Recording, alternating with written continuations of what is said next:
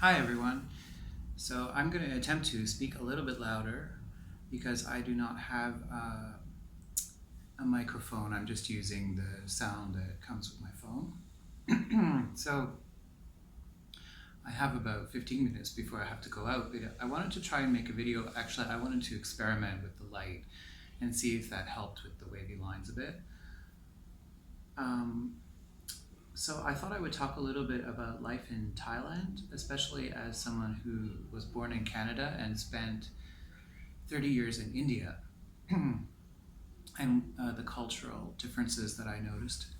Um, for one thing, there is a lot of Hinduism or kind of Hindu traditional beliefs underlying the Buddhist faith in Thailand. And you see a lot of Hindu gods, images of Hindu gods. But what's quite curious about that is that a lot of the gods who are featured in Thailand are not the same ones that you would see in India. They're actually more often the Vedic gods who have sort of fallen out of style in India. So I have seen images of Indra, the king of the gods, who I've never really seen in India. You can see him riding an elephant carrying a thunderbolt. And interestingly enough, every governmental department in Thailand is presided over by a Hindu deity. So you have there's this god who I don't even know exactly who it is. It looks kind of like a cross between Hanuman and Vayu, the wind god and the god of valor. But he's sort of flying and he looks like he's holding a ball of fire, but it looks more like a bear than a monkey. And that is the presiding deity of like industrial engineering. And then for some reason, the tax department is presided over by the god of the arts. And I'm not exactly sure what. I have seen Indra on a number of vehicles, but I'm not sure what department he's presiding over. And not many Thai people seem to be able to tell me what the history, which god it is, first of all, and why they're presiding over their different departments and what the connection is. So that's one interesting thing that I found. I have this theory about paganism that, in spite of the fact that there is not much evidence of like archaeological evidence or written evidence, these are the two things that historians tend to rely on because they're more reliable and they don't trust they don't trust the oral tradition because of the human error element. And but one thing that I have this theory that a lot of superstitions and customs are actually rooted in pagan traditions, and I think that some kind of study could be made about that. Like, I think it's fascinating that Thai people believe. I have to make sure I get this right. I think it's if you want to invoke rain, you put a bamboo stick in a glass of water, and it's got to be upside down, and it has to be done by a virgin. And this is a way to invoke rain, and then I think if you turn it the other way, I should look this up again or ask my friend again, but I think if you turn it right side up, it repels rain. But I have to double check that. Do not try this at home because you could end up with the opposite effect of what you want. I think I talked in another video about the number of incense sticks that you can use. Another thing that is interesting is that every day of the week in Thailand is represented by a color. Now, this is also true in India, although it's not followed. Except in India, people do wear black on Saturday, and black is the color of the god Shani, who is Saturn. And a lot of people consider Shani to be very powerful in India, and so they often go to temple on Saturday. In Thailand, it's different colors and different gods. And for instance, Saturday in Thailand is purple. So Saturday is purple, Sunday is red, Monday is yellow, Tuesday is pink, Wednesday is green, Thursday is orange, and Friday is sky blue. Not cobalt blue, not indigo, not navy blue, because that dark shade of blue has a different name in Thai than Sifa, which is sky blue, or it could be turquoise also. So this is very different from India, because in India I think that Friday is white, and then Saturday is black, and then Sunday would be yellow, Monday would be blue, and the idea of pink on Tuesday is very strange to me, because Tuesday is the day of war. In both European paganism and in Hinduism. But pink seems like, I don't know, very loving sort of color. Anyway. So then green is, that might be the same in India. But, sorry, so red would be for Tuesday, or orange in India. And then I think that Thursday is purple because it's the Day of Kings in India. And Friday is white, as I said. So I was very shy and nervous to go to temples when I came to Thailand and do any kind of ceremonial action, ritual, whatever. I like to go to them to meditate, because I have not really found a group of people to meditate with in Bangkok, but certainly Buddhist temples in Thailand are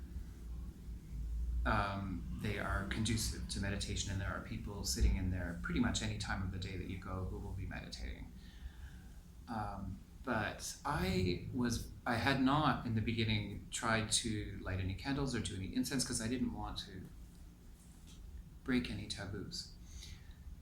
And then I talked to my Thai teacher about it, and I had seen that there's this like fountain type thing. It's not a fountain, it's like a canal that flows around in a circle around a shrine. In a square, but it's like a circular cycle of flow. And you can buy these floating lotus candles in different colors for every day of the week, plus black and white. And so I asked my Thai teacher, are you supposed to float the candle of the day that you're born, or the day you go to the temple, or is it something to do with what you want, or is it only on certain special Buddha days that you even do the floating thing? And he's looking at me and he's like, what are you talking about? You just buy the color that you like and float it. I was like, oh, okay. He was like, Thai people don't worry about that stuff. And now, there is a lot of stuff that they don't worry about, and there's some things that they do worry about. So you have to be careful about some things. For instance, I as soon as I got too relaxed, of course, I broke a taboo. So they have these bells all the way around the temple, going around the temple in a circle, in a square. And so you're supposed to go around like 3 times and ring them all. Or once. Some people just do it once. And I thought that there was a special way to do it. My friend was just like, my Thai friend just kind of like banged them all against each other. He didn't even worry about the clappers or anything. And I think that in India that would be tricky, because if you're going around clockwise, you're having to use your left hand to ring the bells. And in India, the left hand, you never use it for anything holy. So, so that was kind of interesting. But the thing that I did that I shouldn't have done was I handed him incense to light at one of the shrines, and you're not supposed to. You're supposed to do your own incense, and if you accept it from someone else, it's like a death ritual, I guess. Of course, I had to go and step in the death ritual. Anyway, so that is one other very curious thing. There's, of course, things about animals like the monitor lizard. I cannot remember the name for it in Thai, but if you call someone that, it means you're calling them stupid. Same with the water buffalo. Cats are pretty sacred, although it's not really explained why. It's not like Egypt where there's a whole tradition around it. But as it has been explained to me, Thai people regard cats as always right, which means that you're supposed to let them do whatever they want and not try to control them, basically. And what else? There's a whole, when you do the festival of Songkran, which is the water festival, there's this whole special ritual where they have to bring in the water into the city of Bangkok from very special sacred reservoirs, which are blessed and purified also, I believe. And I had a friend who did a whole research on it, and I did not follow up myself, so I don't know that much about that. Okay, so I have probably maybe explained before, you are not supposed to touch Thai people on the head. Unless you know them really, really well, and maybe you know they should have done it to you first. But basically, no matter how cute their hair looks, do not try to touch it. And little kids, anyone, because it's considered a gesture of domination when you do that. And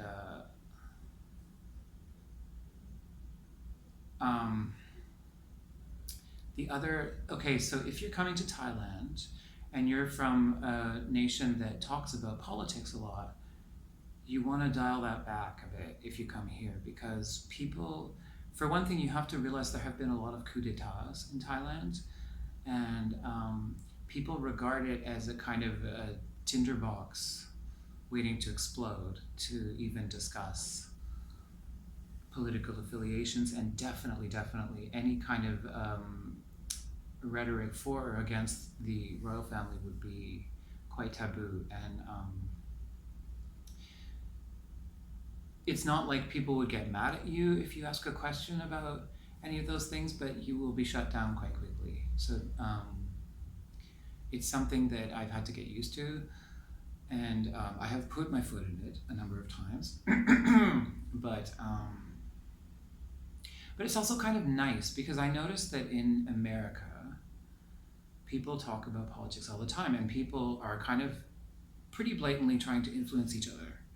And even I've been involving myself in the Marianne Williamson campaign and trying to convince people, more just to find out stuff that they don't know about her. But I also think,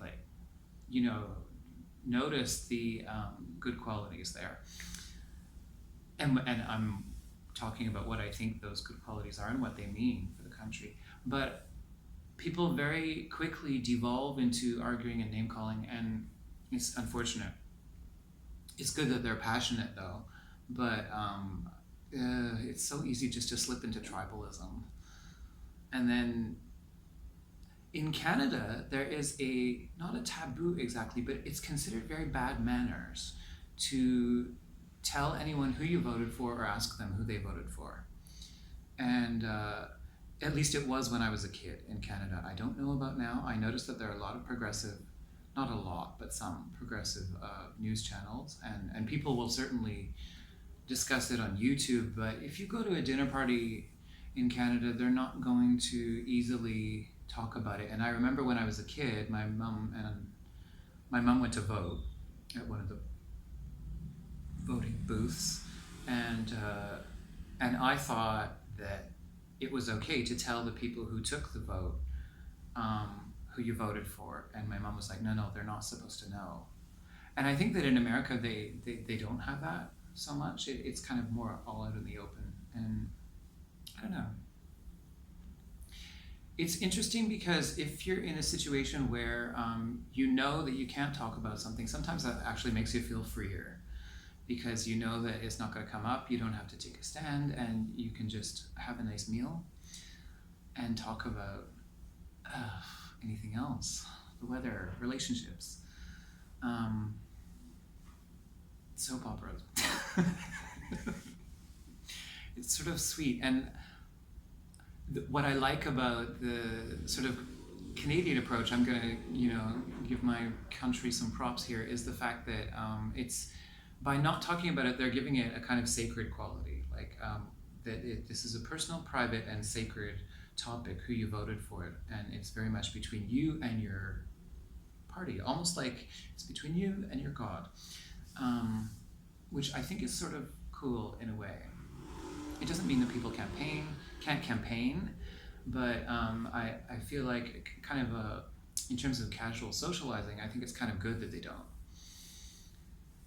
Of course, the other side of that argument is that when you're doing a grassroots campaign, the social discussion becomes very important, and you don't want to be reliant on corporate media to always be telling you of what the facts are, because they do get it wrong, and they also have their own interests, which have a tendency to show. I feel like they do it less in Canada, but I'm sure that some people would argue with me about that. But I don't know. I mean, I felt even in the 90s when I used to watch CNN, which is considered kind of less biased than Fox maybe, but I remember comparing CNN to Global News and thinking it just looked like Walker Texas Ranger. Like, it cannot be this dramatic. Anyway, Thailand. I always go off on a tangent. So the Thai people are extremely. There are two kinds of Thai people that you will meet. There are those that are extremely friendly, and some of that is training, because it's like a huge tourist industry, and also in Buddhism there's a lot of emphasis on being nice. And however, there are people from the provinces who simply are, for whatever reason, the exact opposite. And they never smile, and you're bowing and saying thank you, and they're just like, whatever, go away, or at least it looks like that from their face. But quite often those people are just as nice, they just never smile. It's just not in their habit. They haven't been around that. So and then there are people who are, you might see like a poor person on the street who's begging for change, and they look like they should be completely miserable, and they just look at you and they're so delighted by you that they just break out into a huge smile, and it makes your whole day. So that is a lovely thing to see, and very life affirming. I have to go, so I'm going to shut this video off now, and hopefully I no doubt will think of many more things later, and I'm going to have to make another one. So bye for now.